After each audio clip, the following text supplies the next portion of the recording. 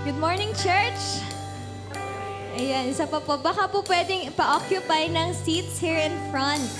Parang ang layo po natin sa isa't isa. Ayan. Kindly occupy po the seats here in front.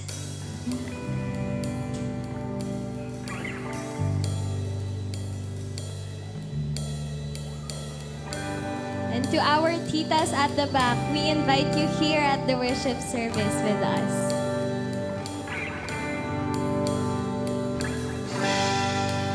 Luke chapter 3 verse 4 says, "A voice of one calling in the wilderness, prepare the way of the Lord." And this verse doesn't just talk about the days of Elijah. It's also a verse for us, for the present, for our days. And we worship today to not just to sing, but to prepare, to make room for our hearts, for our lives, to the world, for the coming of our King. So, church, are we ready to worship our King today? Sama po, are we ready to worship our King today? Shall we all rise and sing praises to our God?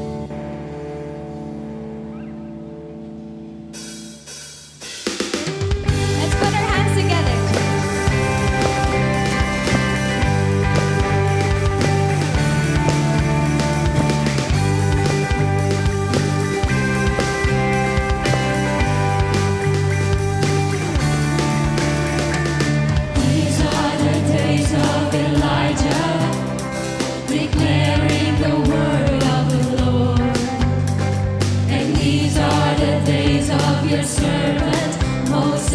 Righteousness being restored. And though these are days of great trials, of famine and darkness and storm, still we are the voice in the desert, crying, prepare ye the way of the Lord. Behold, he comes, riding on the clouds, shining like the sun, at the trumpet's call. Your voice is a year of jubilee, and out of Zion's hill salvation comes.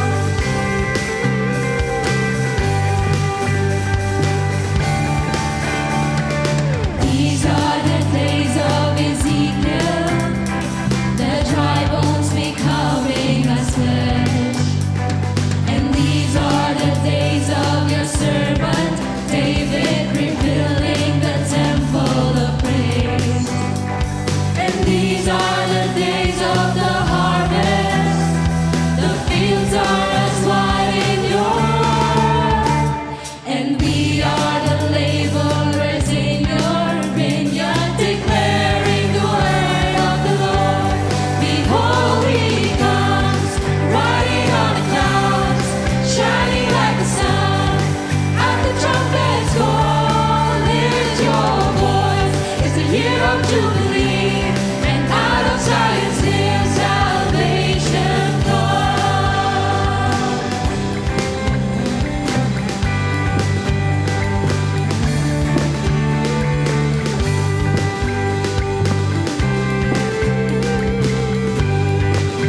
There is no God like our God. Let's sing this song. There's no God like Jehovah. There's no God like Jehovah. There's no God like Jehovah. There's no God like Jehovah. There's no God like Jehovah. There's no God like Jehovah. There's no God like Jehovah. There's no God like Jehovah. There's no God like Jehovah. There's no God like Jehovah. There's no God like Jehovah. There's no God like Jehovah. There's no God like Jehovah. There's no God like Jehovah. There's no God like Jehovah. Behold, he comes, riding on the clouds, shining like the sun, at the trumpet's call. Lift your voice, it's a year of jubilee, and out of Zion's hill salvation.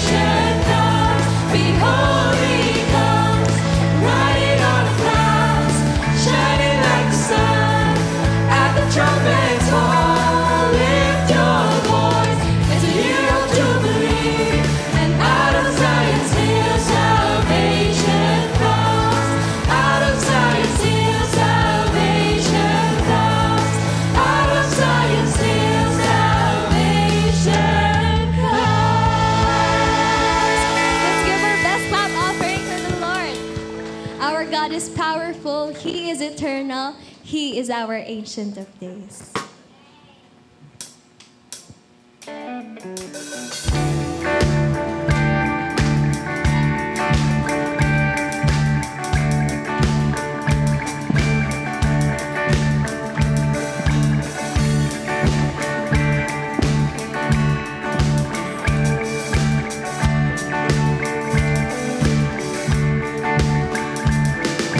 Blessing and honor, glory and power be unto the Ancient of Days. From every nation, all of creation, bow before the Ancient of Days. Every tongue in heaven and earth shall declare your glory. Every knee shall bow at your throne. In worship you be exalted, O God, and your kingdom shall not pass away, O Ancient of Days.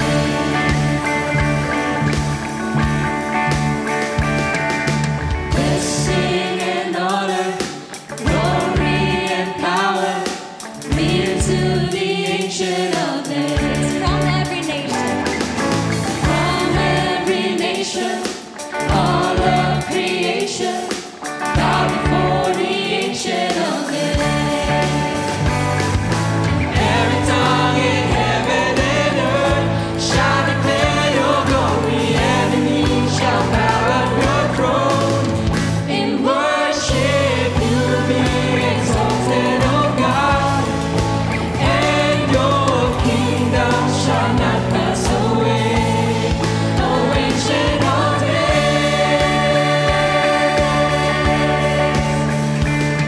Your kingdom shall reign over all the earth.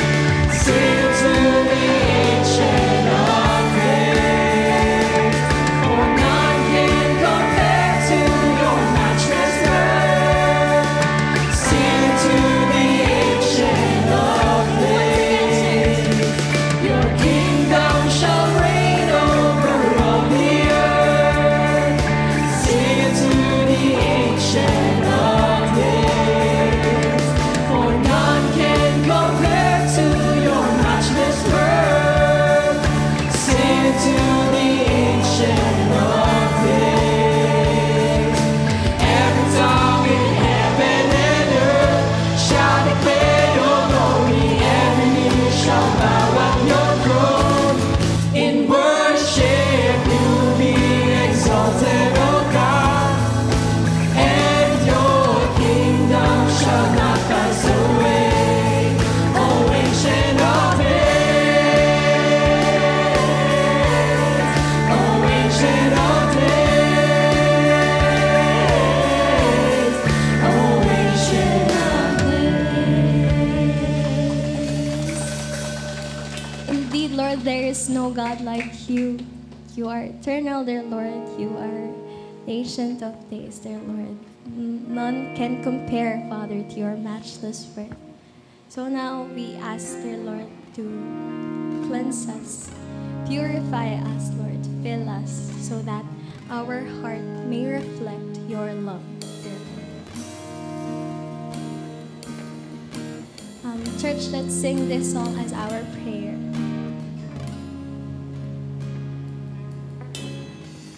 We bow our hearts, we bend our knees.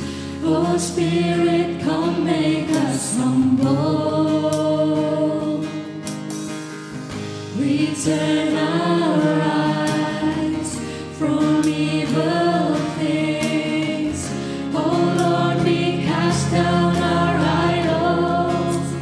Give us clean hands, give us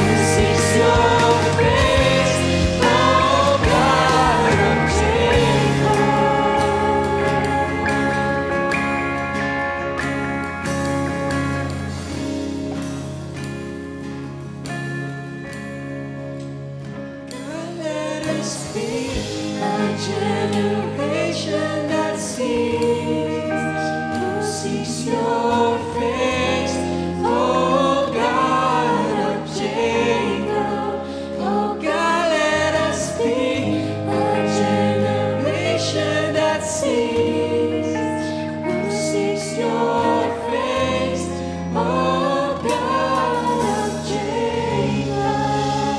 Lord, we want to seek you. We want to seek you today, dear Lord. We fix our eyes on you. In Jesus' name we pray. Amen. Hello and welcome, Life Free Church. And today, we welcome one another. So, who here is attending and worshiping us for the first time? And if there are no visitors for today, let's greet one another with love and just greet someone new today. I'm Aaron. Ayan, we have visitors for pala. Kamusta ka na? Kamusta ka na? Ako'y nagagalak at ika'y aking nakita. Kamusta ka na? Kamusta ka na?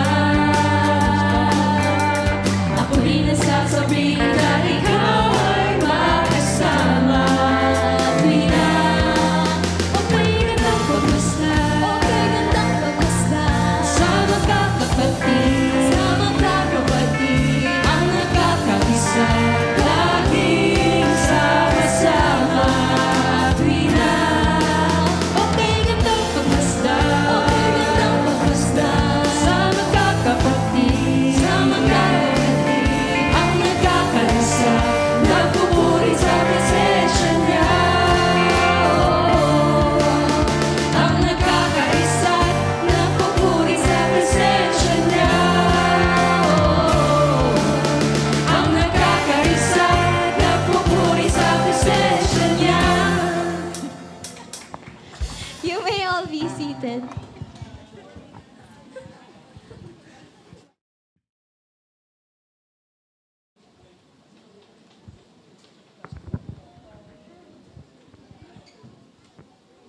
Good morning, church. We have a lot of things that we can be so glad about today. Marami ba? Okay, so we can praise God for our worship team, no? Ready to give their talents and also our audio tech crew, yeah. So thank you very much for your service to the Lord. Also, we have here our Sunday school, no? Thank you very much, kids, and also the teachers, and also Brother Mike for tigas, no? Tigasundo sa mga bata. Thank you very much. And iyan, to Sunday school, and I think we're going to send them to the Sunday school now. But before that, if you bless it, pagpe-pray sila ni Pastor Bot. Okay. So let us welcome our kids, no? Sige. Yeah, very disciplined sila sa kanilang entrance, no? Ngayon na po. Okay. Sige, let's... papuntahin lang po natin punta sila. kayo dito Yan, sa harap. We will be praying for you. Yan. Mga kapatid, pagka po may mga bata, sila po yung future generation or the next generation of Lifeway. And that's why we need to bless them and pray for them. Sige po, can we all rise and let's extend our hands as a sign or symbol of blessing these little children. Let's come to the Lord in prayer. Our dear and Heavenly Father, we thank you and praise you, Father, for indeed you are the God who blesses us. And not only us, but even these children. Kayo po nagsabi, Panginoon, sa inyong mga salita na ang mga bata ay regalo coming from you. They are blessing from you, Lord God, for the parents, for the families. And that's why, Lord, blessing din po sila sa church na ito dahil sila po yung nakikita namin na susunod na henerasyon, susunod na mga magiging leaders, susunod na mga mangunguna, gaganap ng inyong gawain. And that's why, ngayon pa lamang, Panginoon, nais po namin silang pagpalain. At nawa po, Panginoon, wala ning isa man sa kanila ang mawala sa pananampalataya, kundi as they started growing in faith to you, Lord God, patuloy itong maging matibay, matatag, at hindi lang sila, kundi sa pamagitan ng buhay nila, maging ang kanilang mga magulang ay mapagpala, Panginoon. Gamitin niyo po ang kailang Sunday School teachers, mga Sunday School teachers, mga nagdi-disciple sa kanila, Panginoon, in their young age, upang sila'y akayin sa tamang pamumuhay ng naaayon sa inyong mga salita. Thank you, Father, and we commit to you even ang kanilang mga activities ngayon, ang kailang Sunday School. Ingatan niyo po sila at patnubayan hanggang matapos po ang aming mga gawain ngayong umagang ito. Thank you, Father. We commit to you everything, and this we pray in the mighty name of our Lord and Savior, Jesus Christ. Amen. Amen. Amen. Palakpakan po natin sila. Yan. Praise the Lord. Okay. Yan. Sige. Yan. Punta na sila sa Sunday School nila. Makakaupo na po tayo.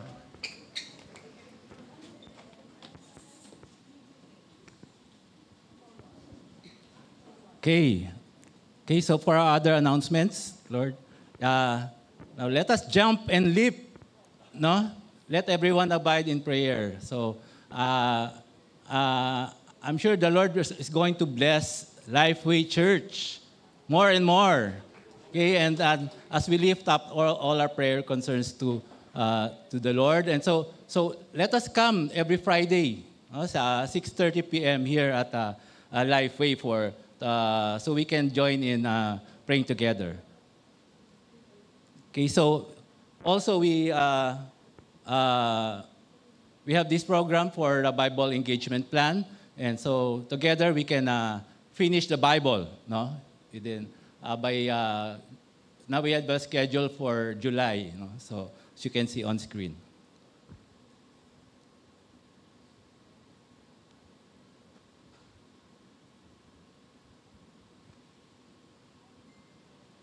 So sa anniversary ba to? Oh, ako ay predict, no? Next week, puno tong church na to. Okay, di ba? Puno ng mga tao at puno ng pagkain. Marami mga nag-commit dyan. No? Hindi lang lunch, from breakfast to lunch. Pag-pray natin, pati merienda, no? So let us invite our friends, our relatives, no? So everyone in the family. So sabi nga kay Cherry, ba kailangan mag-rent pa ng chairs, no? Baka abot tayo ang ganda. Sige. Sana, no? Let's claim it to the Lord. And yan. So meron pang mga announcements about yung theme ng ating anniversary for next week, no? So more to come. Abangan nyo na lang sa website, no? Sa Facebook pala. Sorry. Okay, so let's come to the community prayer. Okay, items for community prayer. Okay, so imagine niyo yung sarili niyo, no? Nasa isang island na siguro ang laki niya is about twice nung Kainta. No? Tapos pero doon sa puro karamihan mga mountains. Saka mayroon 2 volcano. No? So, tapos ang nakatira diyan almost 2,000 lang, no, na mga tao. Ayan yung mga this is in the Babuyan Island, no? Alam natin Babuyan Islands, no? So actually this is just one of those 5 islands, no, na nasa bandang north ng Luzon. Okay? So let us pray for them, no? So their language is Ibatan, tapos yung kanilang Bible translation meron na. New Testament. Saka 18% na, malaki na yun, no? For a people group, 20% are hindi lang Christian or Catholic, they are evangelicals like us. No? So let's continue to pray for them. Sana ma-complete na, ma-translate yung kanilang Bible.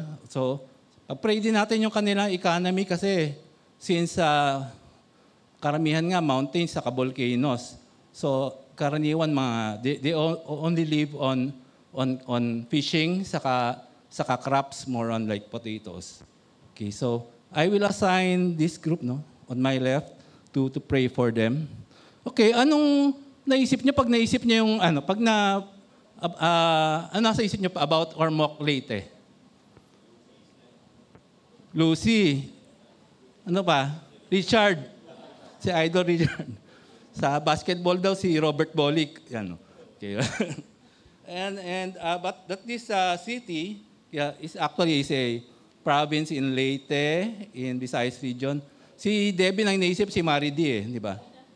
Okay, si Pastor Vernon because we have a GCF daughter church, no? There. And this city ang ano rin siya kasi na ano siya ng typhoon, no? Kailan ba 'yon? 2013, Yolanda, no? 2013 yung nakalagay kay Wiki Okay, so siguro marami rin sa ano rito yung pag-pray natin na pwede silang maano ng typhoon, just like yung sa Babuyan Islands din, no? Pag-pray nyo din. And karamihan dito are Catholic also, and but merong Muslim minority. Okay, ang kanila economy is more on power plants, no? They're known for it, and also in hindi lang para dun sa sa buong country, they're supplying electricity for the whole country, fertilizer, etc. Okay. So I would like to assign dito sa middle to pray for Ormoc Leyte. Okay, let's also pray for STI and pati na rin yung mga surrounding rito sa establishments dito sa OIX, no? Kasi karamihan mga estudyante daw diyan, pag break nila, minsan dito rin kumakain sa mga restaurants dito, kay Mang Jose, dito siguro sa 24 Chicken. So let's pray that we can minister to them and also bring them to the Lord. So I would like to invite dito sa right side ko to pray for STI and everybody to pray for Lifeway Church. Okay, so I'll give you 2 minutes to pray and then I'll close in prayer. Let's come to the Lord in prayer.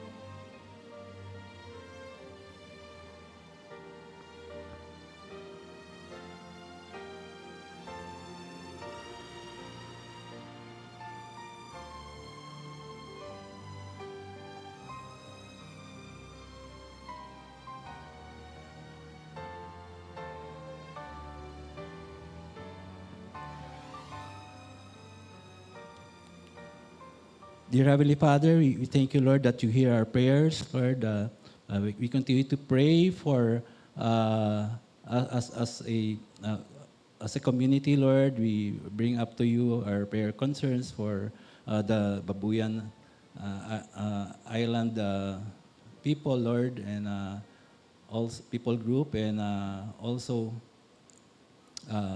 the Ibatans. Pray that you'll bring more people, Lord, to the Lord, into salvation, Lord, and Lord, that more people will minister to them, Lord, and then also continue to provide for their livelihood, and pray for also for Ormoc, that you'll bless, Lord, the leaders, Lord, that more people may also come to you, come to know you, Lord, and also pray for their leaders para po mas gumanda pa po ang kanilang economy. And Lord, we also lift up to you, Lord, lahat po ng mga members po ng Lifeway. We just continue to pray that you'll bless each one, you'll provide, Lord, for our needs financially. We pray for our church preparations for the church anniversary. Lord, Lord, may you bless each one, Lord, that maybe not just celebrate this, Lord, just for so that we can enjoy the celebration, but we can glorify your name, Lord. And also we can be more united, Lord, and bring glory to your name by offering to you our talents and all our gifts. And pray we also lift up to you Brother Juni.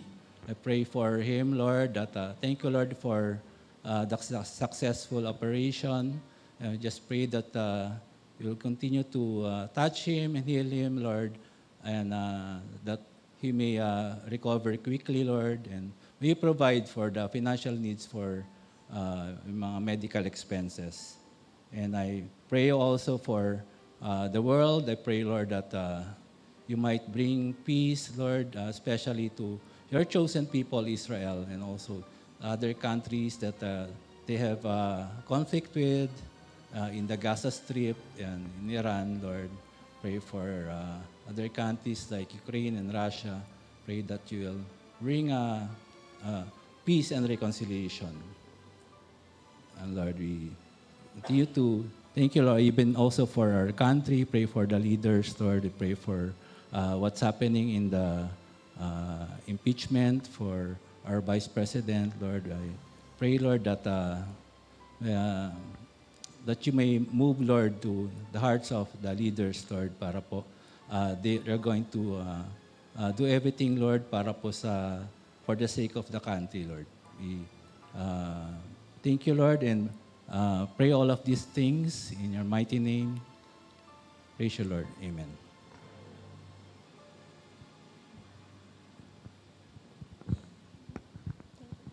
Thank you po, Tito Mike. Now, we come to the time of our worship where we are called to give. And earlier, we sang Days of Elijah. And it says that God is still moving, God is still speaking, and still calling His people to rise up in righteousness. Our King is watching not just for great works, but for hearts that respond to need. Big or small, He sees our hearts, and He counts our deeds as done unto Him. As I call the ushers to please come forward, allow me to lead us in prayer. Heavenly Father, thank you for calling us to live in these days of hope and of looking forward of your returning glory. Lord, open our eyes to see you in the everyday moments, in small acts of kindness, in quiet generosity. Help us remember that nothing done in love is ever wasted. Whether we give much or little, whether we serve quietly or boldly, you see everything, dear Lord, and you receive it as worship. We bless the offerings offered today, dear Lord. Bless the giver and the gift. We commit to you the rest of the service. In Jesus' name we pray. Amen.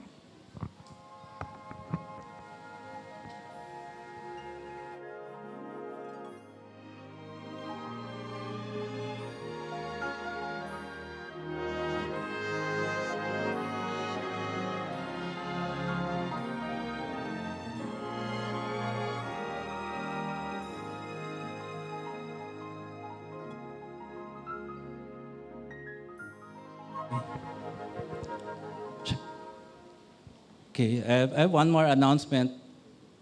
Okay. Lifeway Church has been very grateful to Pastor A. Rich Cortez for his support in our times of crisis and transition.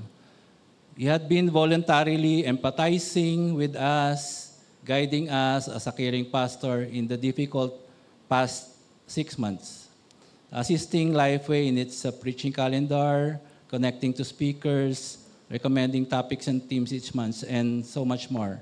No, that is done for us voluntarily, no, without pay. Okay, so as per our meeting with the crew of shepherds and the core team, in consultation with other members of Lifeway, we offered him to be our main preaching and equipping pastor for the rest of the year, only for July to December this year. Okay. So aside from preaching for 3 Sundays per month, so meron tayong invited guests, no, for per month din. So here's a list of other tasks that we offered him to do for the church. Develop and implement a preaching calendar consistent with the church missional intent and screening of other guest speakers. So number 2, as a teaching pastor, develop and use relevant curriculum to equip the leaders and small group facilitators, yung mga life group natin sa Havila, and kakaroon pa yan, more to come. And number 3, develop and nurture relationships with Lifeway members. Number 4, advise on the general direction of the church. So we are thankful to the Lord that Pastor A. Rich accepted our offer. Okay, and accepted and he will be starting to further minister to us with this new role as preaching and equipping pastor starting this week, July 1. So yan. So kung makita niyo siya, let us welcome him, no, dito. So praise God. Thank you.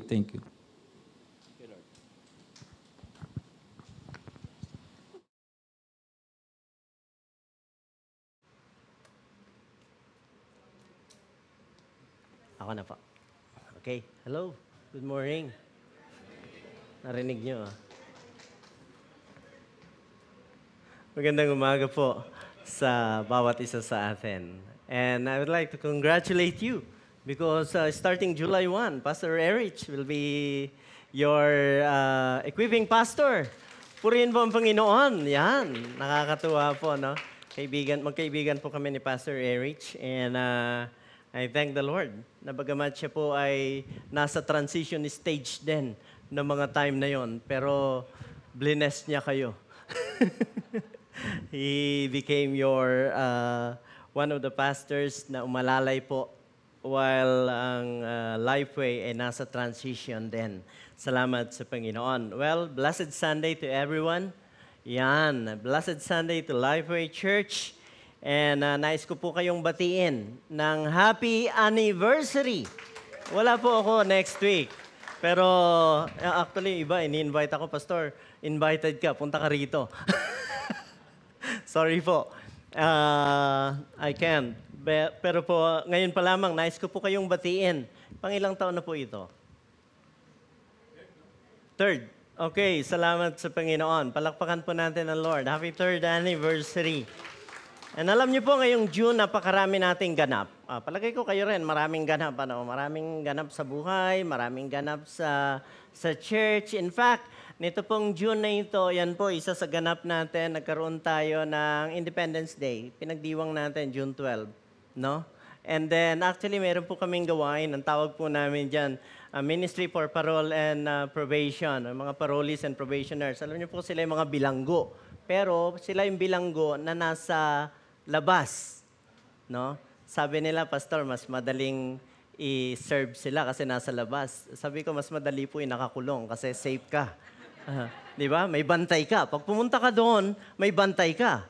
Pero ito po, wala kang bantay pagka nag-serve ka sa kanila. So, well, it's by God's grace. Yan po yung isa sa ministry namin. And nakita nyo po, mayroon din kaming online. And just last Thursday, I facilitated and lead 100 parolees and probationers, yan po, yung online na yan. Yan po yan. Yan.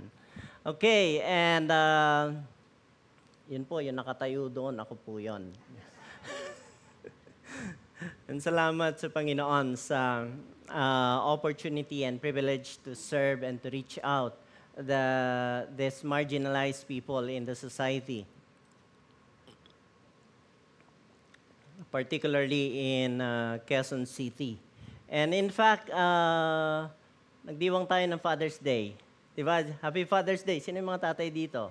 Belated Happy Father's Day. Actually, late na rin kami nagdiwang ng Father's Day kasi hiwa-hiwalay po kami.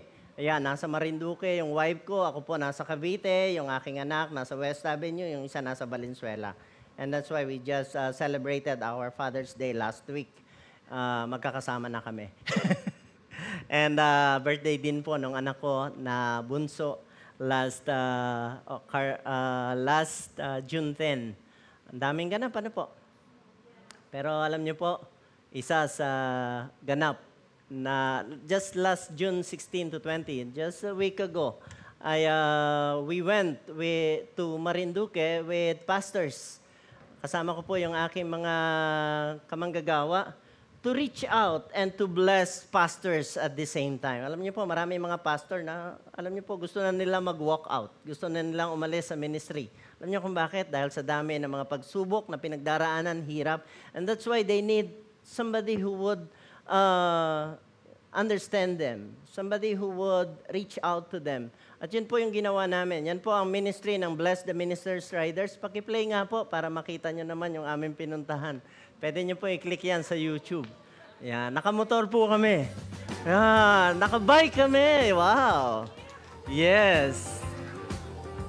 Yeah, ako po yan, oh. Hindi po yan kamote rider. Hindi yan sila mga kamote riders. We respect. Yan po. May sound po yan. Yan. Yan. Yan po. Yung congressman, dinalaw po namin. Siya po yung nanalong congressman. Pinag-pray namin. Ninong po namin siya sa kasal. Yan po. Ayan, ako yata yan. Yan po. Yeah, we bless the pastors. We share blessing. And we enjoy the place, actually. It's a very beautiful place po. Yan. Ganda po, oh. That's the seaside. Shout out sa wife ko po. Siya po ang nagbibideo dyan. Yan po. Parang sino kaya yon?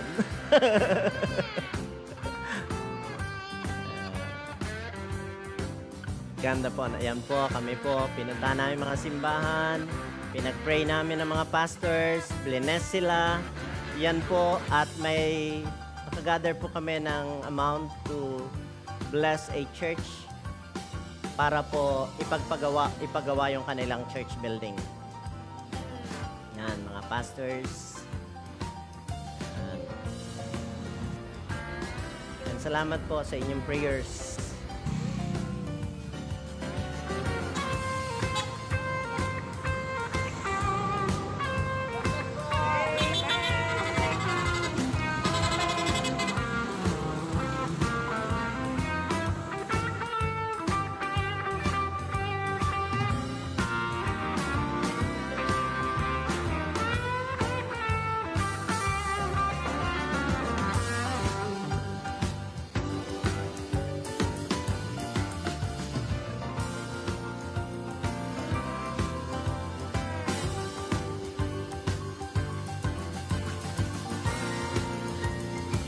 Yung wife ko po nagbibideo, nasa likod ko po siya eh. OBR ko po siya.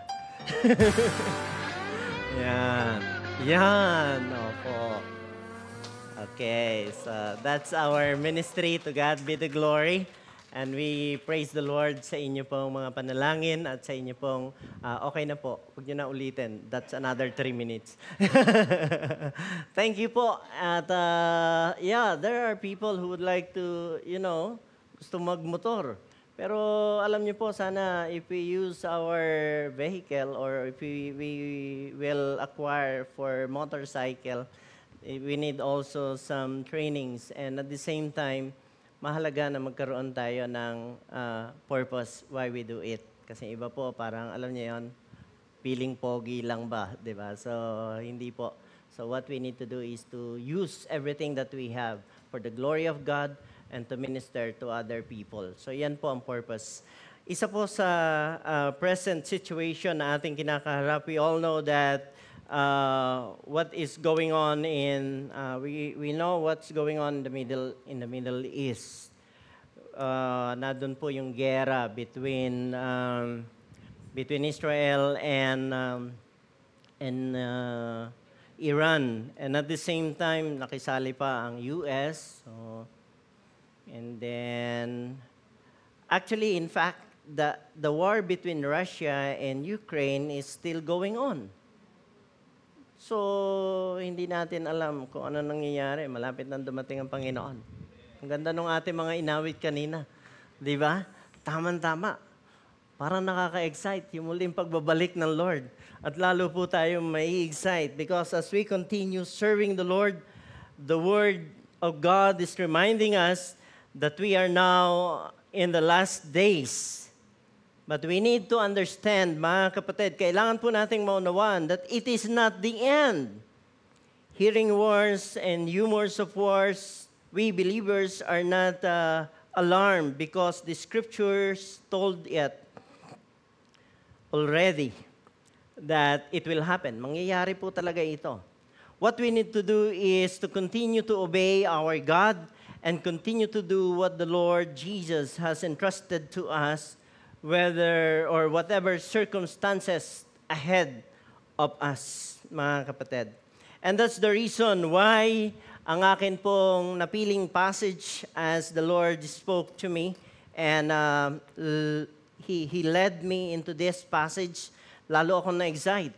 Sabi ko, Lord, anong mensahe ang gusto mong ipahatid sa kanila ngayong umaga? And the Lord led me in Matthew chapter 25, 31 to 40. At yan po ang ating pag-uusapan ngayon.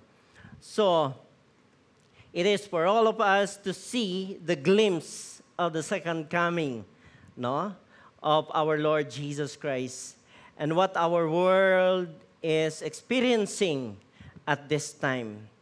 Pwede ko po bang anyayahan ang lahat to please rise in respect upon the reading of God's Word at nais ko pong basahin sa atin ang salita ng Panginoon, yan, which is found in Matthew chapter 25, 31 to 40.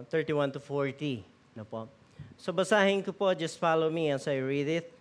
When the Son of Man comes in His glory, and all the angels with Him, He will sit on His glorious throne.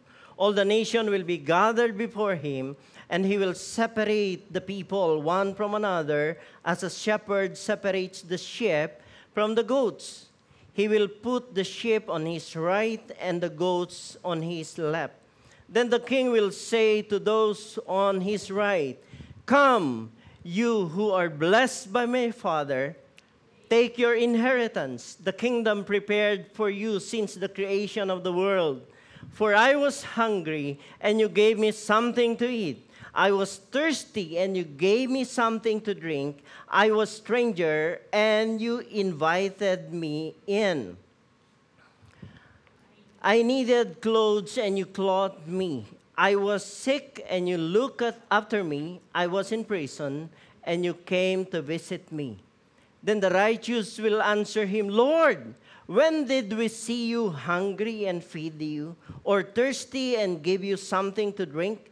When did we see you a stranger and invite you in, or needing clothes and clothe you? When did we see you sick or in prison and go to visit you?" The King will reply, "Truly I tell you, whatever you did for one of the least of these brothers and sisters of mine, you did for me." Ito po ang salita ng Panginoon. Tayo po ay saglit na manalangin. Panginoon, mangusap ka po sa bawat isa sa amin. at pagpalain niyo po ang inyong mga salita sa aming mga puso. And teach us, Lord, how to apply the teachings and the principles and learnings mula sa inyong mga salita. And this we pray, Father, in the name of Jesus. Amen. Amen. You may now all be seated. Well, before we dive into our main text, before we dive in po sa ating main text, let's look at the context of this passage. Yan. It's very important. Sa mga Baptist, very important po yan na malaman natin yung context para hindi tayo ma-out of context. Well, it begins from the statement of Jesus and the question asked by the disciples in chapter 24. So, chapter 25 ang ating pag-uusapan, pero yung context makikita natin sa chapter 24. At alam niyo po ba, na nakasulat dito yung statement ng ating Panginoon. Well, I will not read everything from this passage, pero ito po yung nakasulat doon po. No? I say to you, not one stone here will be left upon another, which will not be torn down. Walang matitirang bato sa ibabaw ng kapwa bato. Parang ito na yung time where the world will be destroyed. Magugunaw na ang mundo. No po. Pero ano ang tanong ng mga alagad? Tingnan po natin. Ang tanong ng mga alagad. No? As he was sitting on the Mount of Olives, the disciples came to him privately saying, "Tell us, when will these things happen?" Kailan ito mangyayari? "And what will be the sign of your coming and of the end of the age?" So, 3 things. 3 bagay na makikita natin. When these things happen. Another, what will be the sign of your coming? And third is, when is the end of the age? Kailan yung katapusan ng mundo? Well, mga kapatid, dito po makikita natin that the Lord answered the disciples. Tumugon siya sa mga disciples. Pero ang tugon niya ay in verse 8, "But all these things are merely the beginning of birth pangs." Ano ba yung mga binanggit dito? "For many will come into my name, saying, I am the Christ, and will mislead many." Marami ang ililigaw. "I am the Christ," sabi ng iba, and will mislead many. "You will be hearing of wars and rumors of wars. See that you are not frightened." Okay? "For those things must take place, but that is not yet the end. For nations will rise against nations and kingdom against kingdom, and in various places there will be famines and earthquakes." Katulad ng inawit natin kanina, in the days of Elijah. It's like the days of Elijah. No? "But all these things are merely the beginning of birth pangs." No?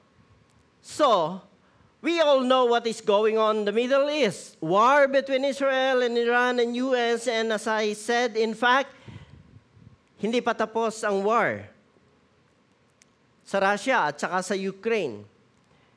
Well, all these are just the beginning. Simula pa lang. And it is mentioned in the Bible clearly na binanggit po yan. At yan ay nangyayari sa ating kasalukuyang panahon. In fact, even us, even sa Pilipinas, nangangamba tayo na baka tayo gerahin ng China. In fact, nito mga nakaraan, yung Taiwan, di po ba, may mga rumors of wars. Well, the end will come if the gospel of the kingdom, so all these things, even the wars that are going on in many places, these are just the beginning. Simula pa lang po yan. It's not yet the end. Why? Because the end will come if the gospel of the kingdom is preached and reach the whole world. As what Matthew chapter 24 verse 14 is saying.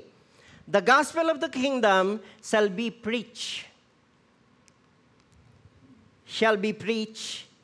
in the whole world as a testimony to all nations, and then, what? the end will come. So that's the end. Kapag ka naibahagi na ang mabuting balita. Then, meron po ba tayong part dito? May bahagi pa tayo. Yes, definitely. In fact, inutusan tayo ng Panginoon, ang kanyang mga alagad at ang kanyang church, inutusan ng Panginoon, and He said to them, go into all the world, what? And preach the gospel to all nations, to all creations. Mark chapter 16, verse 15. So malaki ang bahagi po natin. It's not only the pastor who will preach, who will share the gospel, who will reach out those people around us, those people in Ibatan, those people in Ormoc, those people in Marinduque, those people in many places who haven't heard the gospel. It's all of us.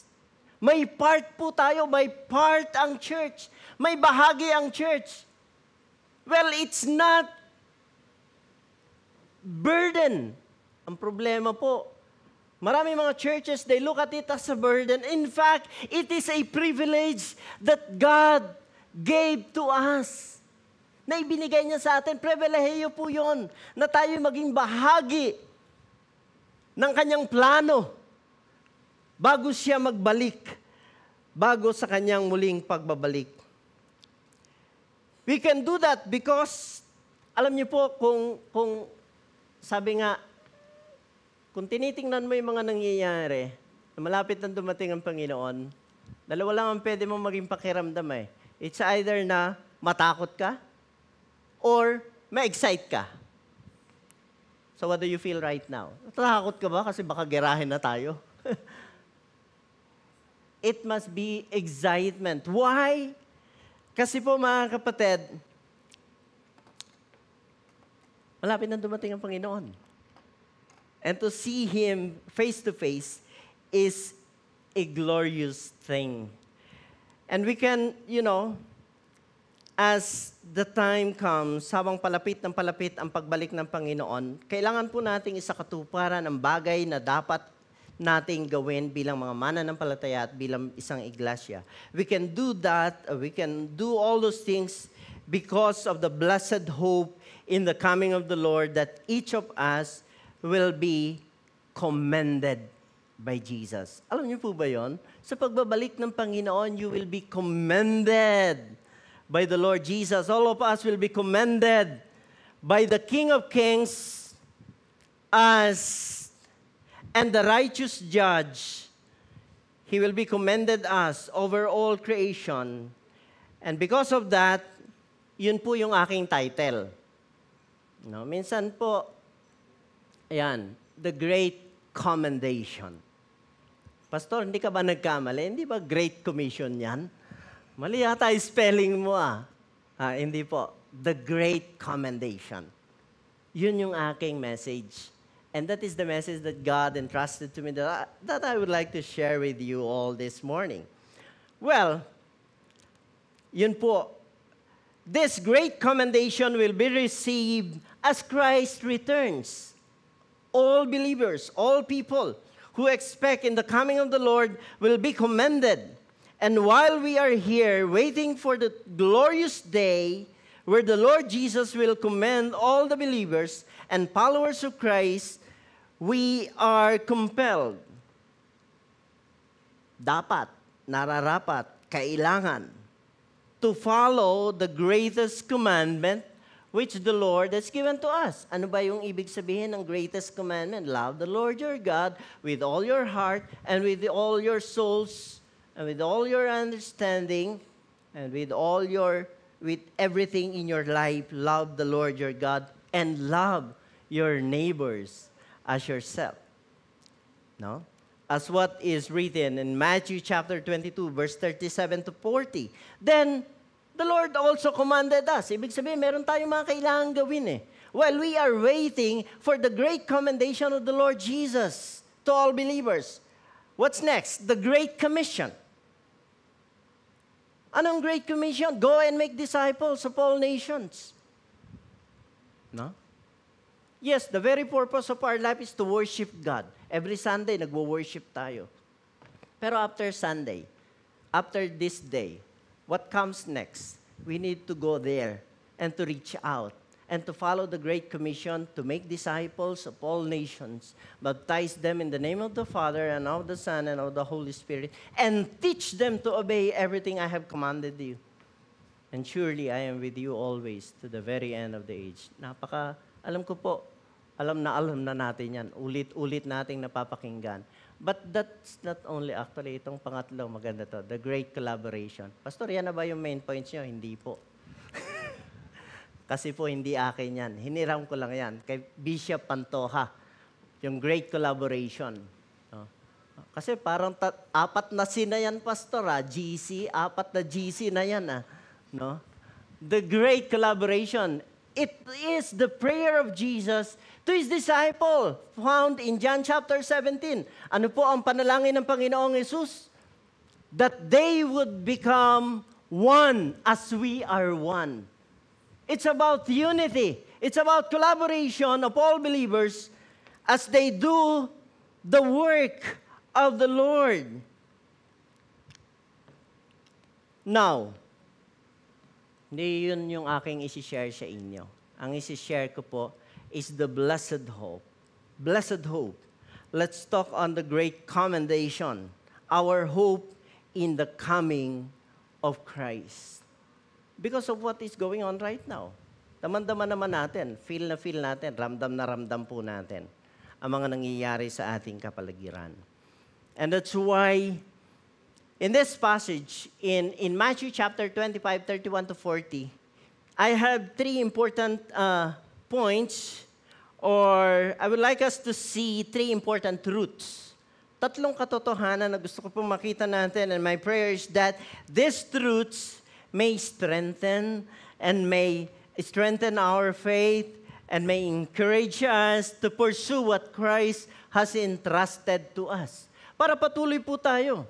Kasi para bang, okay Lord, minamahal ko naman yung aking kapatid. Pero ano po ba yung mangyayari after I love this? Yeah, pupunta ako sa langit.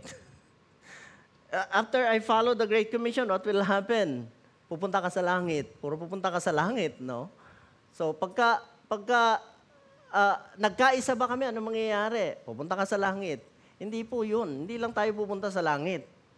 Kundi, Christ, Jesus, will commend you. Will give His commendation. He will acknowledge all of us. At yun po ang aking gustong maramdaman natin. Mga katotohanan dapat nating panaligan at panghawakan. This is the blessed hope for the blessed people of God. Are you blessed? Parang hindi ka pinagpala. Sabihin mo sa katabi mo, you are blessed! Yan, you are blessed. Pinagpala ka ng Panginoon at pinagpala tayo ng Panginoon. And the Lord is preparing us something.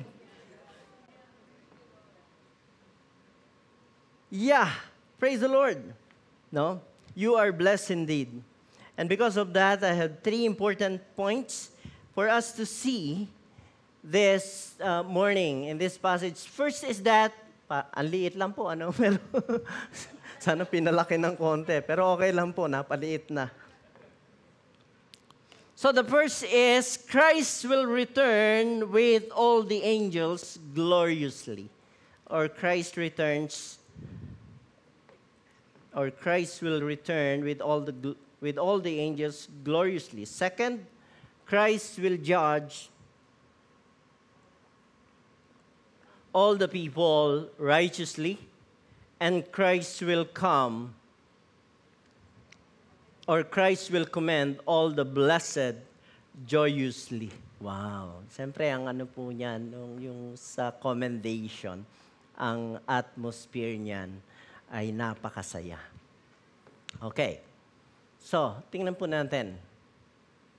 Christ will return with all the angels gloriously. Ano po ang sabi doon sa verse 31, when the Son of Man comes in His glory and all the angels with Him, He will sit on His glorious thrones.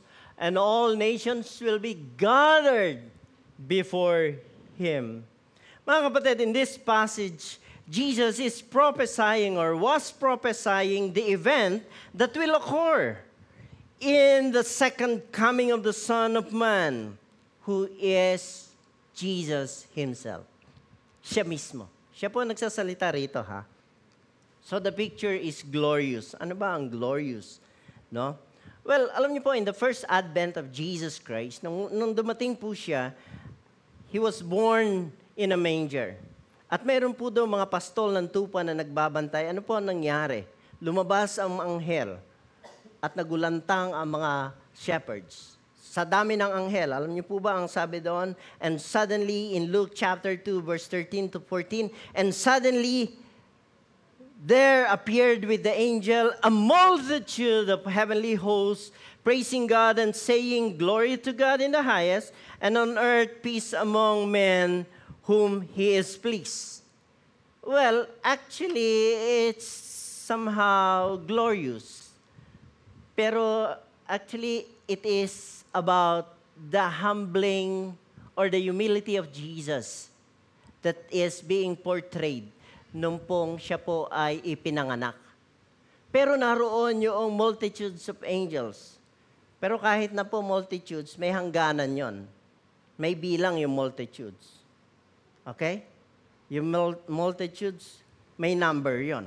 Ibig sabihin, not all angels are present. Yes, there are multitude.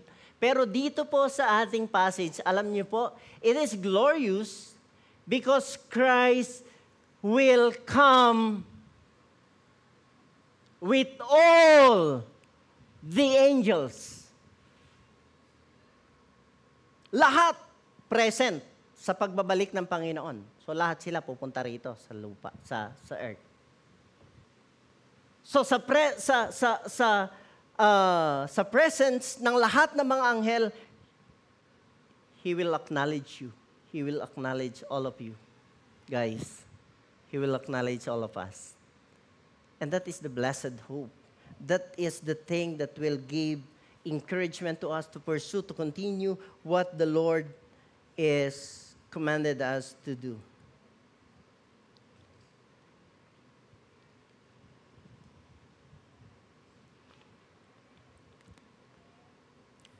So, in the coming of Jesus, there are three important things that we need to understand. No, para nag-eschatology ako rito ngayon. No. Pero alam ko, you're familiar with this. The first thing is that yung pagbabalik ng ating Panginoon is sure. So, it is about the surety of the return of Christ. Sigurado po yun. Hindi po yun papalya. Second, it is imminent. The return of Christ is imminent. Sorry for the technical term or theological term that I use. When we say imminent, pag sinabi pong imminent, no one knows the day and hour of the coming of the Son of Man. So Matthew chapter 24, verse 36 and 37 says, so wala po nakakaalam. It is imminent. And third, it is physical. Actual, makikita natin ang pagbabalik ng ating Panginoon. Sabi po sa Acts chapter 1, verse 11, if you have your Bible, hindi ko na po sinulat dyan, ano po. But if you have your Bible, you can look to your Bible. Ang sabi po sa Acts chapter 1, verse 11, Men of Galilee. Ito po, habang tinitingnan ng mga alagad, umaakyat ang Panginoong Hesus sa langit. Sabi po ng anghel ng Panginoon, Men of Galilee, why do you stand looking into the sky? This Jesus who has been taken up from you into heaven will come in just the same way as you have watched Him go to heaven. Wow. It is physical return of Jesus. And it will happen. Though, hindi natin alam kung kailan. And that's why we need to be prepared about that. So the coming of Jesus is glorious and it is so exciting. Parang hindi ka excited, ah.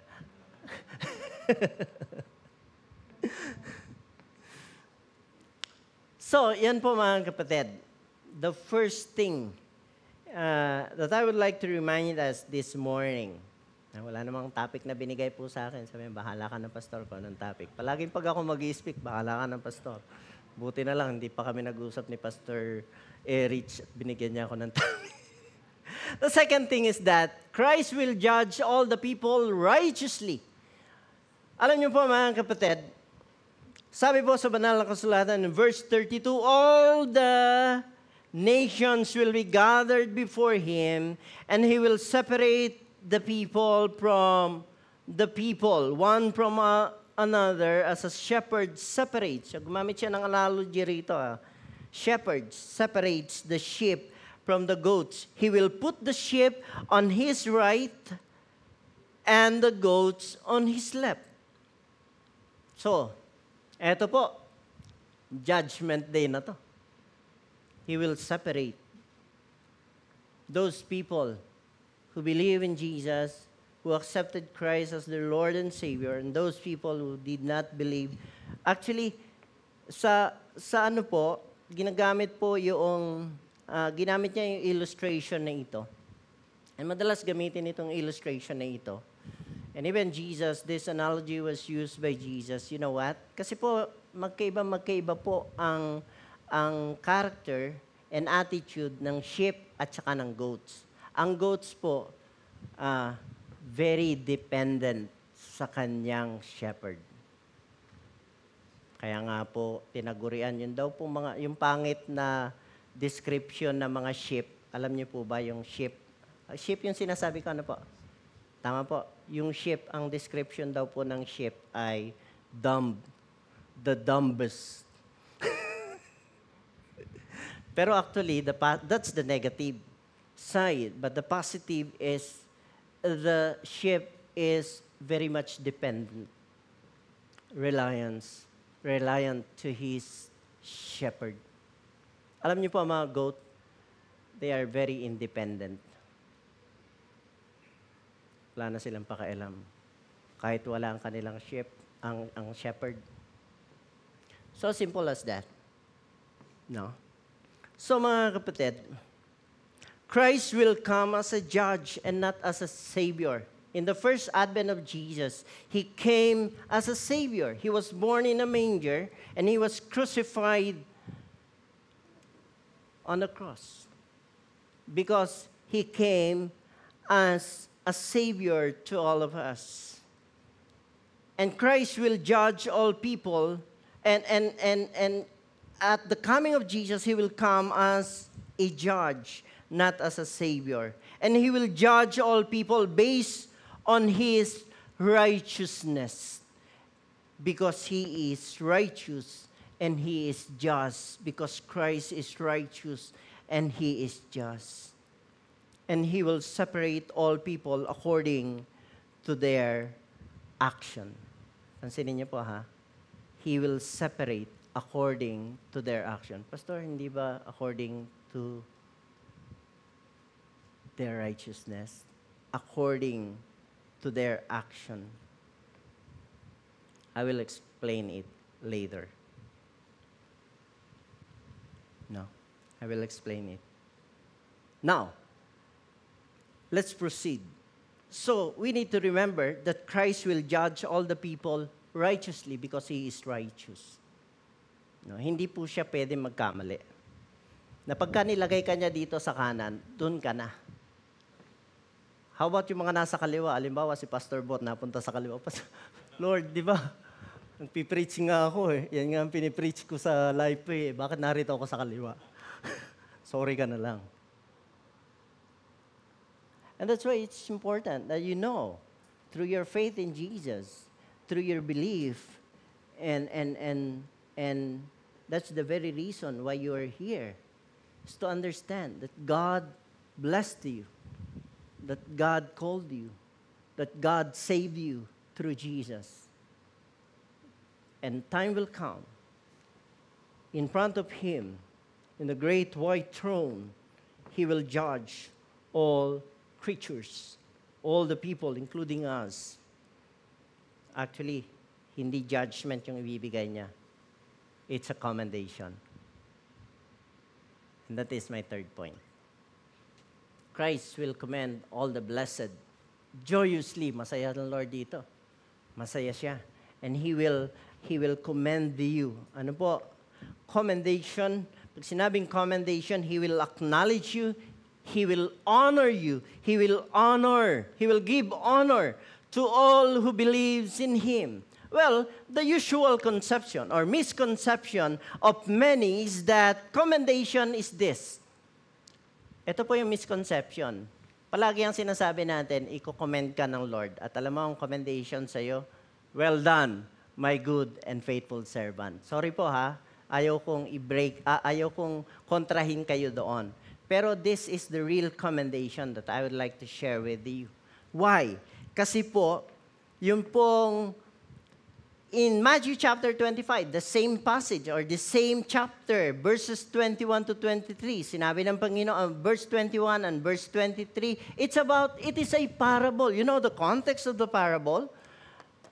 It's about giving you something, entrusting you something, and then the Lord will return and He will check you. Anong ginawa mo? Anong nangyari?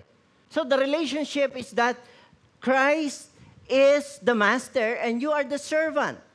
So when you do this, kapag ginawa mo ito, sasabihin ng Panginoon, katulad ng sa parable, well done, my good and faithful servant. But that is a parable. Pero ito po, actual po ito. It is a prophecy given by Jesus Himself. Anong sasabihin niya? You are blessed by my Father in heaven. Literal po yan.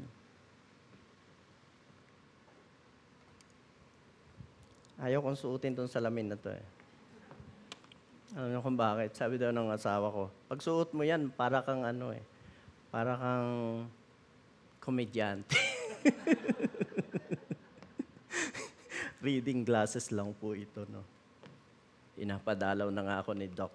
Pastor Bot, pumunta ka na sa clinic para maayos ko yan salamin mo. Hindi ka magmukhang cartoons. Well, the usual misconception of many is that commendation is well done, my good and faithful servant, as written in Matthew chapter 25, verse 21 and verse 23. Well, that passage is a parable, and the relationship between the master and the servant. Alam niyo po ba, pag nakita na tayo ng Lord, ang turing ba sa atin ng Lord, pag nagkita-kita na tayo, ay servant? Okay, you, servant, you do this. No, we're not servant anymore. You're not servant anymore. You are blessed by the Father. Napapa-smile kayo, ano? Ganun pala, Pastor. Wow, nakaka-excite nga pala talaga yan. Alam niyo po, habang pinag-aaralan ko to, naluluha ako at naiiyak ako at natutuwa ako, Lord, thank you. Kasi ganun mo pala kami tinitreat. At ganun mo kami ititreat when you come. No? So Jesus will welcome you as a blessed. Verse 34, it says, then the king will say to those on his right, come, you who are blessed by my Father, take your inheritance, the kingdom prepared for you since the creation of the world. Wala ka pa. Inihanda na ng Lord sa iyo yung mamanahin mo. What a glorious that. You are blessed by the Father. You are blessed to receive inheritance, the kingdom. You are blessed because that kingdom is prepared since the creation of the world, and that is for you. Sabihin mo sa katabi mo, blessed kang talaga. Blessed tayong talaga. Pero the question is this, how? Paano? Paano tayo nagiging blessed? Paano tayo nagiging blessed? No? Well, indeed, you are blessed. Bakit? Sabi ng Panginoon, kasi even yung mga alagad, paano nangyari yan, Lord? Paano kami naging blessed? Paano kami inilagay dito sa right paano kami pinili, bakit mo kami. Parang, alam niyo po, it's a very humbling response of the blessed people. Ganda na po. Hindi po sila proud. Oh, deserve ko to. Kasi member ako ng Lifeway. Deserve ko to kasi nagsaserve ako. Nagli-lead ako sa worship. Deserve ko. No. Even these people,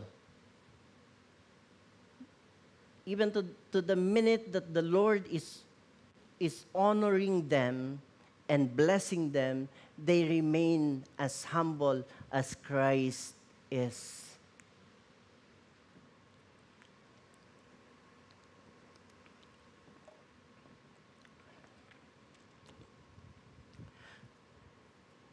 Alam niyo po, every time natatayo ako sa harapan, kinakabahan talaga ako. Hindi niyo lang halata. And alam niyo po, yung kaba na yun, parang it's the Lord, nanginginig pa ang kamay ko, di ba? The Lord is just reminding me, it's not you. It's about me. In fact, palagi po akong may utang pa nga ako kay ate, hindi ko pa napasa yung result ng ating.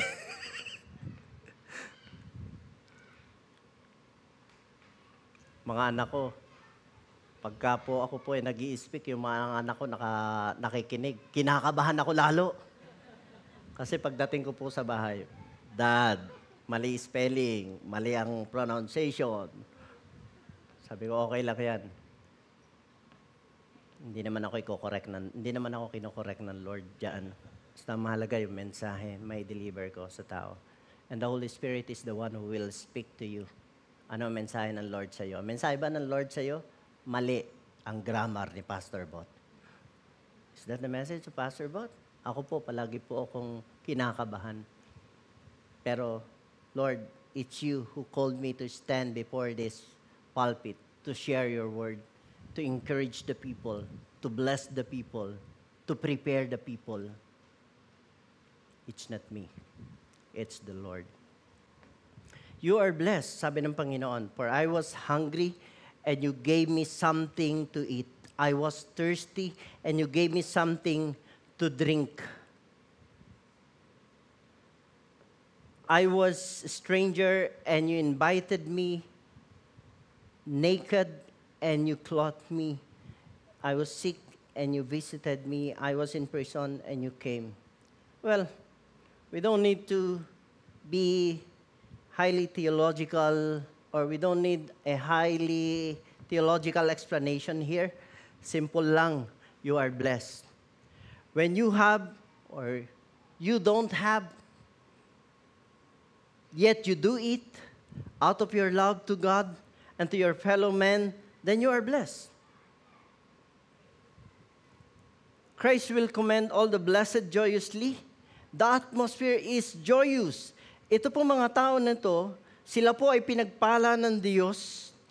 Sabi niya, halika kayo, pinagpala, mga pinagpala, bago palikhain ng mundo. Bakit? Kasi pinakain niyo ako nung ako'y nagugutom, pinainom ninyo ako nung ako'y nauuhaw, pinatuloy ninyo ako nung ako'y dayuhan, dinamitan ninyo ako nang wala akong maisuot, dumalaw kayo nang ako'y may sakit, pinuntahan ninyo ako nang ako ay nakabilanggo. Sabi ng mga tao, Lord, di naman namin kayo nakita. Paano po ba namin ginawa yon? Mga kapatid, whether you have the resources or you don't have the resources, yet you do it, then you are blessed. Tumulong ka sa iyong kapwa. You do it with your resources, you are blessed. You do it without even enough resources, you are blessed. You do it out of your love to God, you are blessed. You do it because you love other people, you are blessed. You do it because of the overflowing joy in your heart, then you are blessed. You do it because you are filled with the Holy Spirit, then you are blessed. That is how you bless. We don't need to gather more money or start feeding project to feed the needy. Hindi natin kailangan yon. We don't need to have a beautiful and big houses to accommodate people, strangers. Actually, nag-drive po kami, nagpunta kami Marinduque. Wala po kami mga matuluyan. May dala po kami mga tent. Pero yung mga churches, Pastor, dito, okay po ba kayo dito sa church? Sige po, kahit ano, walang problema. Sa sahig. Pero ako po, may dala po akong airbed. Meron po kasi akong meron akong frozen shoulder. So may airbed po ako. Meron din po akong USB powered na machine para yung po bang blower para mabilis. Pastor, we went to a place and this couple, yung kanilang mga anak nagsaserve na sa Panginoon. Umalis, yung isa anak ng pastor, yung isa po nagsaserve, yung isa pastor. And then, sila lang mag-asawa na doon. And they invited us to come. And even their own bed, their own food, they offered it to us. Sabi ko, wow. Alala ko yung father ko, yung nanay ko, tsaka yung tatay ko. When I had visitor, pastors, missionaries, dinala ko doon sa bahay. Yung higaan ng tatay at nanay ko, binigay nila doon sa mga missionaries. And doon sila sa lapag. Sabi ko, what a humbling attitude and character. Mga kapatid, we don't need to have a very good house to accommodate people. Let's not wait for the next calamity to start gathering relief goods to distribute clothes. We usually give the ministry of visitation to pastors. Kasi pastor siya na lang magbisita. Yung mga leader, dapat sila magbisita. Bisitahin nila tayo. Bisitahin nila kayo. No. In fact, mga kapatid, these are the ministries that God has entrusted to us. Nagkaroon tayo ng retreat, di ba? Hindi ko pa nabigay kay ate yung result. Pero one of the results of that is that the church must be involved. The strength of the church is that, for example, worship. Strength ng church yan. Pero when it comes to other ministries, in reaching out, ito po, we need to involve our people. Kailangan natin silang involve. Actually, habang ginagawa ko po itong message na ito, nasa coffee shop ako, galit na galit ako. Lord, bakit ganito yung nararamdaman ko? You know what? Kasi ito po, no? And I ask forgiveness, pinatawad ako ng Lord. Salamat po. Alam niyo kung bakit? Sabi rito ng Panginoon, kasi nakabilanggo ako, dinalaw ninyo ako, pinuntahan ninyo ako. Alam niyo po ba, gumawa po ako ng isang survey. You know that I'm writing my paper, my dissertation. And I created, first time ko po itong i-share, ha? Kayo ang kauna-una mga. Gumawa po ako ng simple,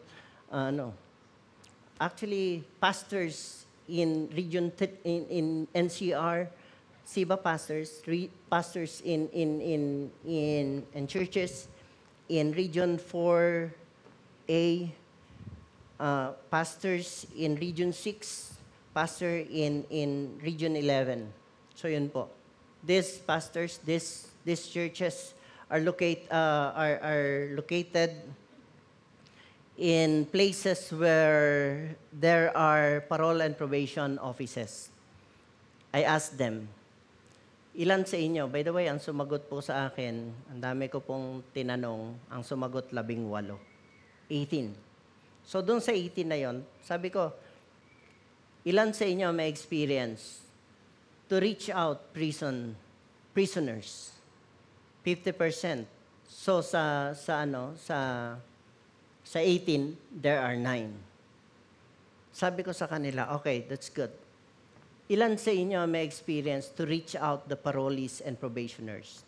They are the people in between. They are convicted. Hindi po sila ex-convict, ha? They are convicted. 2, there are 2. Sabi ko, ilan sa inyong 2 ang isinama ang church to visit those people? in prison. O ilan sa inyo? 18. Wala. 0. And that's why I felt so angry. Lord, what the church is doing right now. Anong ginagawa ng simbahan? Sayang naman yung commendation na ibibigay sa iyo. Sabihin ba ng Lord, totoo ba yon?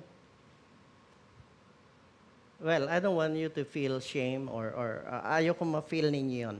Pero this is to challenge us. People of God will be commended as blessed because they are there, meaning their presence are there in times of need.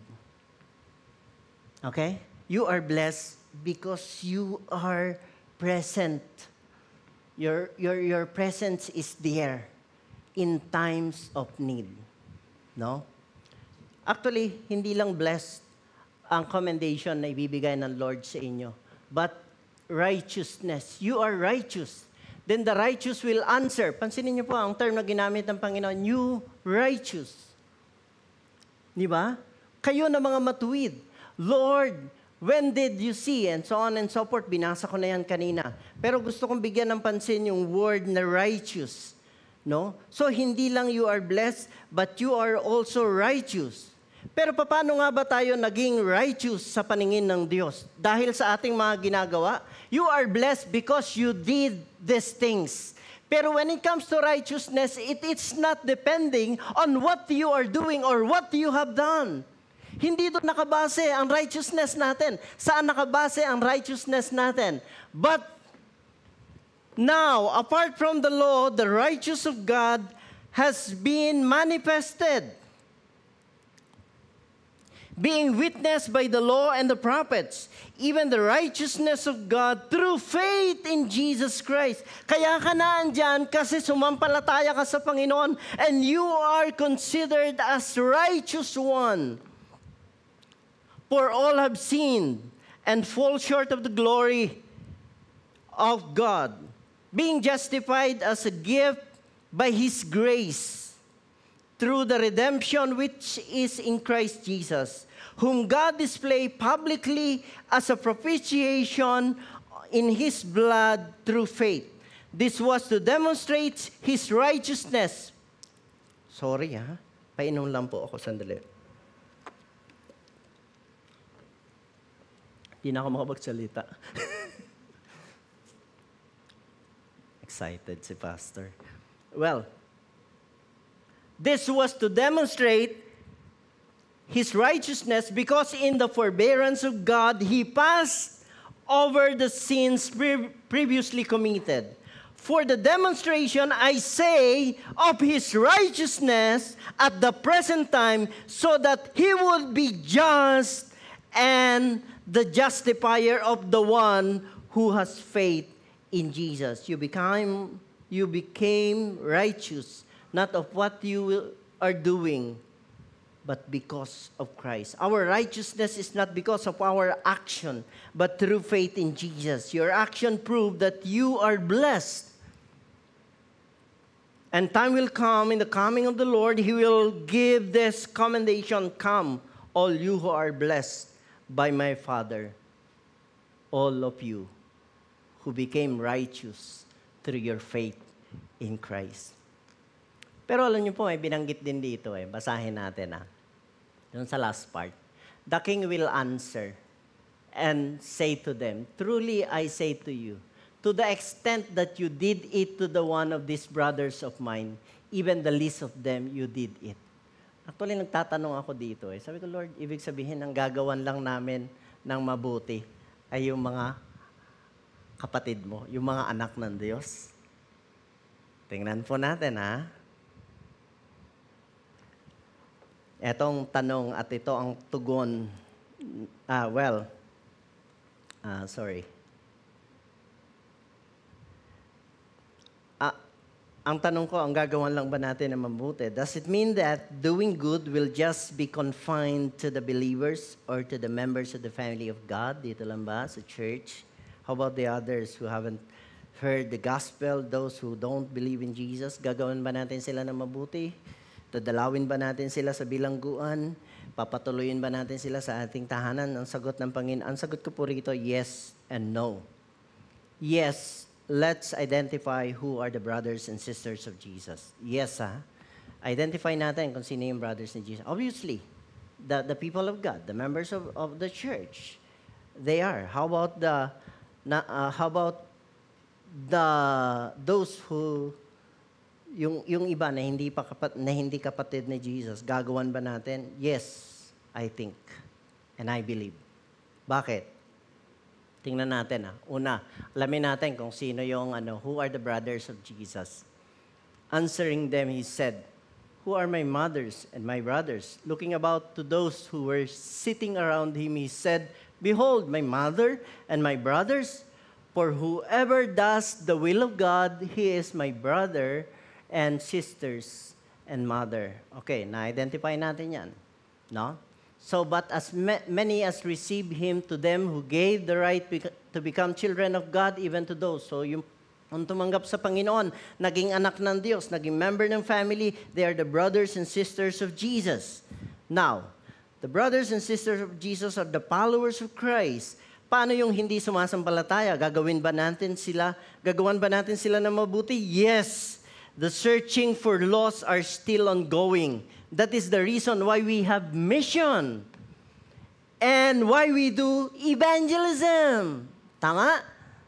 Ano po ang sabi ng salita ng Panginoon? Luke chapter 19 verse 10. Naparito siya upang hanapin at iligtas ang nawawala. So kaya tayo may mission, kaya po tayo nag-evangelize to look for those who are lost.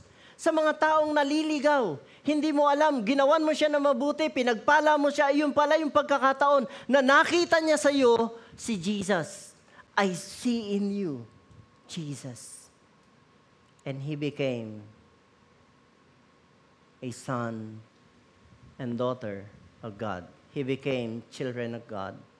Tinanggap niya si Jesus dahilan sa buhay na yung ipinakita. If Christians and churches would extend the love and mercy to their neighbors, whether believers or non-believers, it can be an instrument, or it can be instruments to those people to become followers of Jesus too.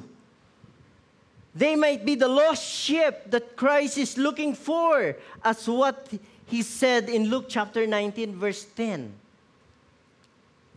Sabi po ng Panginoon sa John 10, although the context of this is about the Israel and the Gentiles, but in our context, it is the church and the non-believers. I have other sheep which are not of this fold. I must bring them also, and they will hear my voice, and they will become one flock with one shepherd, and that is our Lord Jesus Christ. So, the lost sheep and the sheep that are not yet belong to the sheeppen of Christ might be those people who will be found if the church will function as a body of Christ. If we will function, if we will continue serving these people, if we will reach out these people, if we will pray for these people, if we will reach out these people, then you function. Then the church is functioning well. But if we're not doing nothing about these people, then, alam niyo naman po, ibig sabihin ng dysfunctional. Ano po?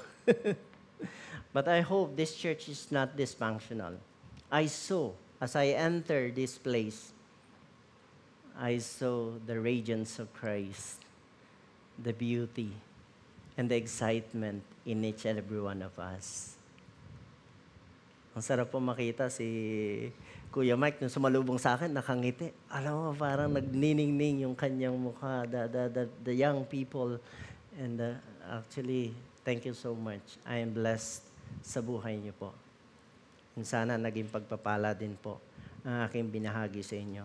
And this is the challenge to all of us, mga kapatid.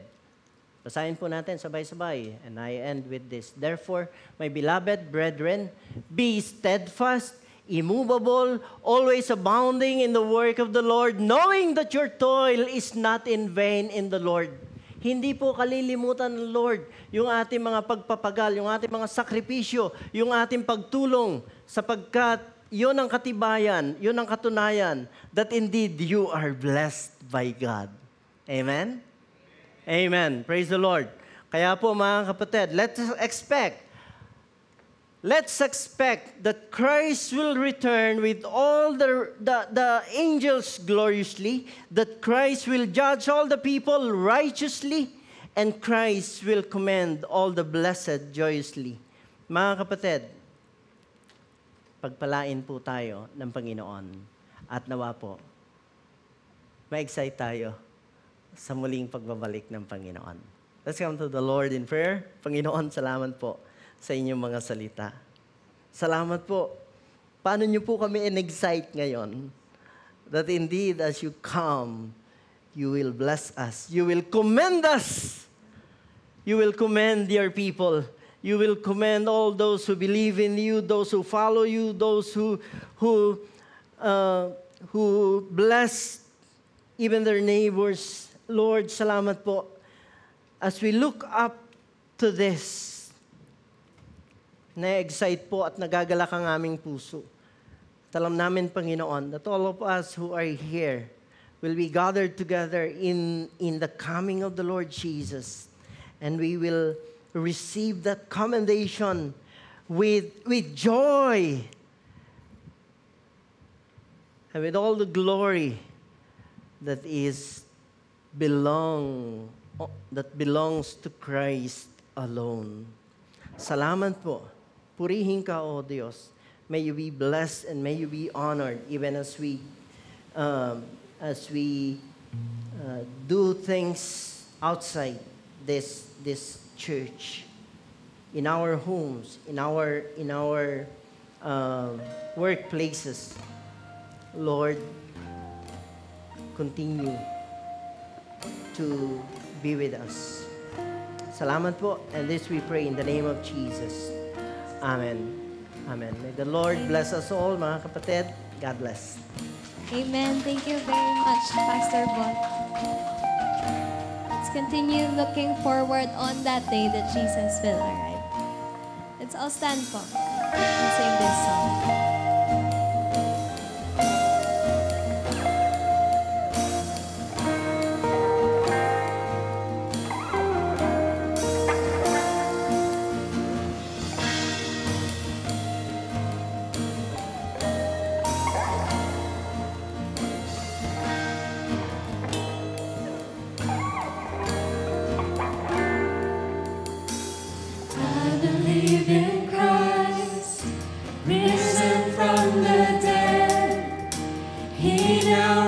Victorious, his kingdom knows no end. Through his resurrection, death has lost its hold. I know on that final day I'll rise as Jesus rose. On that day, we will see you shining brighter than the sun. On that day, we will know you as we lift our voice as one. Till that day, we will praise you for your never-ending grace. And we will keep on singing on that glorious day. Let's declare this, church.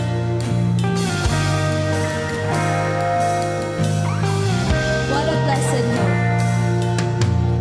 What a blessed hope, though not tired and worn, we will spend eternity around our Savior's throne.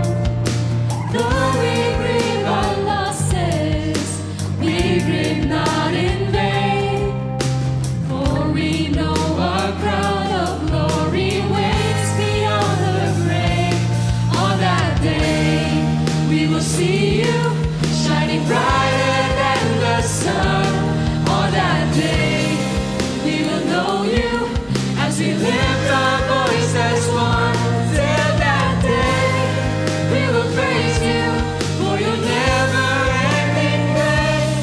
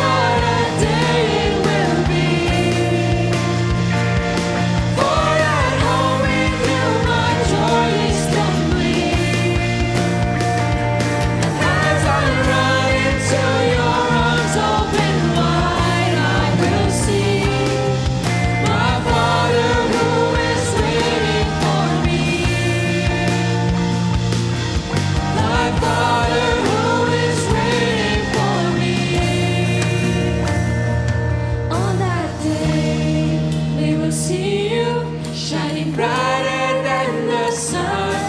On that day, we will know you as we lift our voice as one. Till that day, we will praise you for your never-ending grace, and we will keep on singing on that glorious day.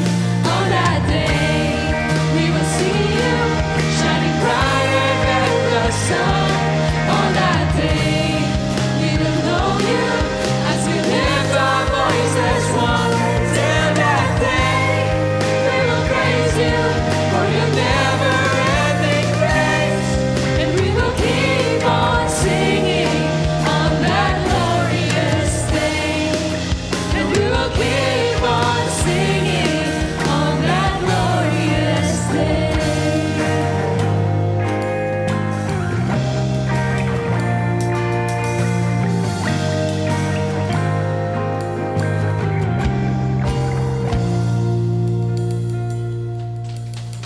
Let's continue on reflecting the message of the word, the message of God's word to us through our small group.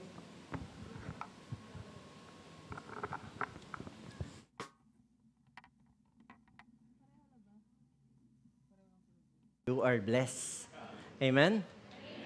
Purihin ang Panginoon. At ang bawat isa sa atin ay napagpala. Alam ko po, nababakas ko sa inyong mga muka ang pagpapala ng Diyos. But let's end this time. Yes, the Lord is our Ancient of Days, and He will reign forevermore. He is reigning in our hearts, and He will reign as He comes in the second advent, in the second coming of Christ.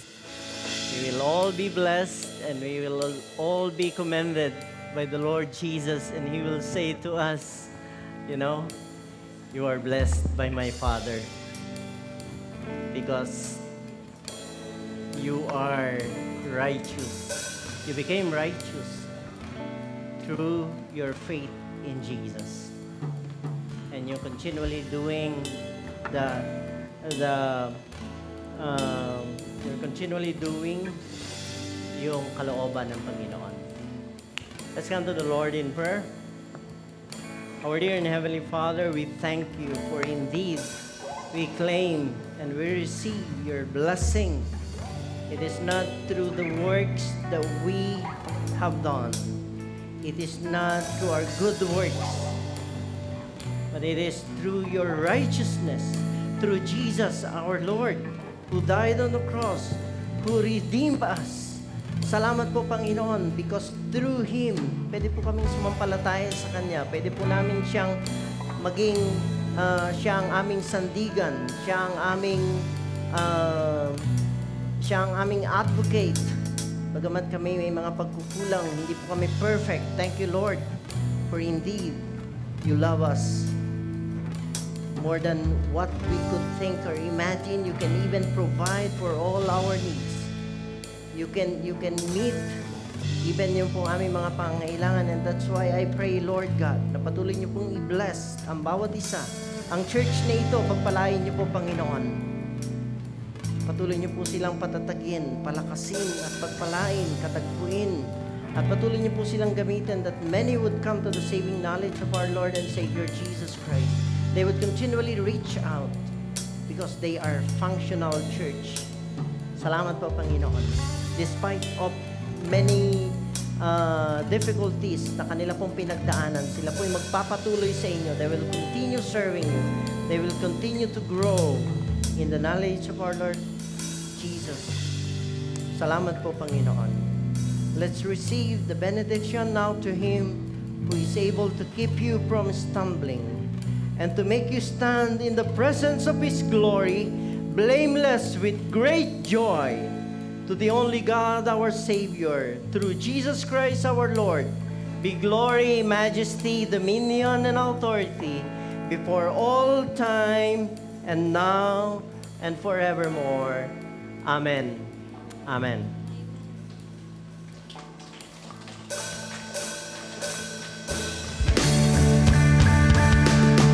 Every tongue in heaven and earth